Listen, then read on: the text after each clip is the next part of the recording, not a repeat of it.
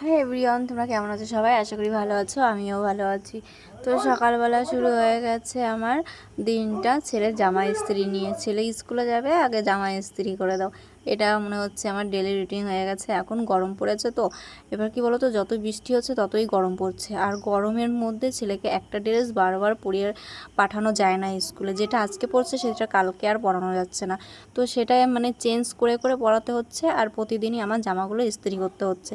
তো কোনো ব্যাপার না, ছোটোবেলাতে যেটা শিখিয়েছি সেটা তো ও শিখবেই। তো ছোটোবেলা থেকে ওকে শিখিয়েছি পরিষ্কার পরিচ্ছন্নভাবে যাওয়ার, তার জন্য ও ওই জামা ইস্ত্রি না করে দিলে ওই স্কুলে পড়ে যাবে না, এরকম একটা ব্যাপার হয়ে গেছে। তো তার জন্যই বসে পড়েছি জামাটা ইস্ত্রি করতে। আর ছেলের টিউশনি আছে, সেই টিউশনিতেও যাবে, তার জন্য আরও তাড়াহুড়ো, কারণ ওর 8টার সময় টিউশনি থাকে। ওকে খাইয়ে দাইয়ে স্নান করিয়ে তারপর ওকে টিউশনিতে পাঠাতে হয়, যেহেতু ও একটু দেরিতে ঘুম থেকে ওঠে। প্রচণ্ড পরিমাণে ঘুম আমার ছেলের, ঘুম থেকে মোটে উঠতে চায় না। ওকে টেনে টেনে টেনে টেনে তারপরে আমার তুলতে হয় ঘুম থেকে। তো তারপরেও ওর পেছনে আমার অনেক টাইম দেওয়া লাগে, সংসারের পিছনে টাইম দেওয়া লাগে। মানে সকালবেলা আমার একটু তাড়াহুড়ো বেশিই থাকে বলতে গেলে চলে, প্রচণ্ড পরিমাণে তাড়াহুড়ো থাকে। ও এখন গেছে স্নান করতে, তারপরে ওকে আবার ভাত দেবো, ও স্নান করে চলেও আসবে। তো আমি ওইদিকে আমার কাজকর্ম করে এসেছি, ওর জন্য রান্না টান্না করা হয়ে গেছে। আর স্নান করতে যাওয়ার আগেই বলে গেছে যে ভাত কিন্তু আমার জন্য বেড়ে রেখে দাও টেবিলে, আমি এসে খেয়ে নেব। এখন যাবে টিউশনিতে। এখন বাজে হচ্ছে কটা, চলে গেছে পাশে। এখন বাজে হচ্ছে 8টার সময় পড়া। আর প্রত্যেক দিন লেট করে, প্রত্যেকটা দিন, এই যে প্রত্যেক দিন লেট, আমার লেট ম্যান। তো চলো বেশি কথা না বলে আগে জামা ইস্ত্রি করে নিই। তো তারপরে ওকে টিউশনিতে পাঠিয়ে আমি চলে এসেছি এই ঘরের জানালাগুলো মুছতে। কারণ কি বলো তো, আমাদের এই জানালাগুলো না মুছলে না মানে ভালো লাগে না, এত ঝুল পড়ে যাচ্ছে আর এত নোংরা পড়ছে। আর বৃষ্টিতে আরও বেশি হয়েছে, বৃষ্টির জলগুলো আসছে, তখন ওই জলে জলে দাগ হয়ে যাচ্ছে। আর তার জন্যই আমাকে এত যত্ন করে পরিষ্কার করে মুছে মুছে রাখতে হচ্ছে। আর এইখানে দেখো, আজকে হচ্ছে শ্রাবণ মাসের প্রথম শনিবার। আর এই শনিবারের দিন আমাদের এইখানে হচ্ছে মনসা মন্দিরে হচ্ছে দুধকলা দিতে যাচ্ছে সবাই। আমাদের এইখানে তো মনসা মেলা হয় শ্রাবণ মাসের লাস্টে, ভীষণ বড় একটা মেলা হয়। তোমরা যারা যারা এসেছো আমাকে কমেন্ট করে জানাবে। এটা হচ্ছে খেদাইতলা মনসা মন্দির বিষ্ণুপুরে। তো এইখানে মানে কি বলবো, প্রচণ্ড পরিমাণে লোক হয়। তোমাদের এই দেখাবো, দলে দলে পুজো দিতে যাচ্ছে।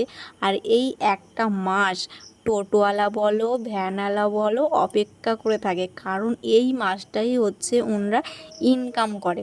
যত ইনকাম আছে এই একটা মাসের মধ্যে ওনরা ইনকাম করে নেবে, মানে প্রচুর টাকা পয়সা ইনকাম করে নেবে তারা। কিন্তু যারা দোকান দেয় তারাও কিন্তু প্রচুর টাকা ইনকাম করে, কারণ শনি মঙ্গলবার হচ্ছে আমাদের এইখানে মেলাটা বেশি বসে।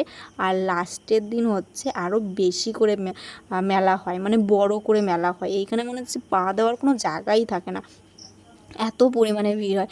আর আমরা তো ভোরবেলা গিয়েই পুজো দিয়ে আসি, কারণ কি বলতো, বাড়ির কাছে যেহেতু মন্দিরটা, ভোরবেলা গিয়ে পুজো দিয়ে আসি, তাহলে আমি পরে যদি যাই আমরা মানে পুজো দেওয়ার জায়গাই পাবো না, তার জন্য ভোরবেলা গিয়ে পুজো দিয়ে আসি। আর দেখো এখানে দেখলেই বুঝতে পারবে যে দলে দলে সবাই পুজো দিতে যাচ্ছে, অনেকে পুজো দিতে যাচ্ছে।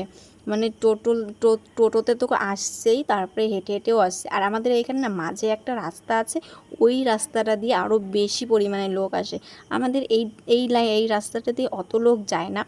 তো তারপরে দেখো আমি এখানে চলে এসেছি রান্না করতে। এইখানে হচ্ছে মাছ পাতায়, এটা হচ্ছে দিদিমার জন্য আর এটা হচ্ছে আমাদের জন্য। আমরা যেহেতু আলাদা আলাদা রান্না করি, কারণ দিদিমার হচ্ছে পেঁয়াজ রসুন ছাড়া হয়, আমাদেরটা পেঁয়াজ দেওয়া হয়। আমরা কি বলতো, পেঁয়াজ রসুন না দিলে আমরা মাছ পাতায় খেতে পারি না, যেটা সত্যি কথা। আর দিদিমা শুধু লঙ্কা দিয়ে খায়, দিদিমার জন্য ওই জন্য লঙ্কা দিয়েই করা হয়। যেহেতু বয়স হচ্ছে, ওনার যেটা খেতে ইচ্ছা করবে সেটাই তো আমাদের খাওয়াতে হবে, তাই না? আর এইখানে দেখো দিদা আর নাতি বসে মানে গল্প করছে, একজন তো পা ঝুলিয়ে ঝুলিয়ে গল্প করছে, আর আমার দিক তাকাচ্ছে আর আবার মুখটা ঘুরিয়ে নিচ্ছে। মানে ওর দুষ্টুমিগুলো না আমরা ভীষণ পরিমাণে এনজয় করি, ভীষণ পরিমাণে। আর আমার খুব ভালো লাগে, ওকে ভীষণ ভালো লাগে। আমাদের বাড়িতে মাঝে মাঝেই নিয়ে আসি, তো ওর মাঝে ঠান্ডা লেগেছিলো তার জন্য আনা হয়নি। আর কদিন ধরে ভীষণ বৃষ্টি হচ্ছে, তার জন্য তো আনাই যাচ্ছে না। আর আজকে বাবা নিয়ে এসেছে ওকে। এ চলে গেল, আমি বসে পারবো কিন্তু চেয়ারে, আমি কিন্তু চেয়ারে বসে পারবো। আমি বসি, আমি হব দিয়ে দাও। তারপরে আমি যখন বসতে গেলাম, দেখো আমার সঙ্গে কেমন করছে, বসতে দেবে না, হাত নাড়িয়ে মাথা নাড়িয়ে আমাকে মোটে বসতে দেবে না ওই চেয়ারে। তারপরে তো আমি জোর করে বসতে চাচ্ছি, তবুও বসতে দেবে না। তারপরে আমি কি করব ভাবলাম, যে ওকে একটু চেতানো যাক। তারপরে আমি একটু ওকে চেতিয়ে নিলাম। তো চলো গাইজ, ভিডিওটা আর বড় করছি না। ভিডিওটা যদি ভালো লাগে like comment share and subscribe করে দেবে। আর যারা ফেসবুক থেকে দেখছো তারা ফলো করে নেবে।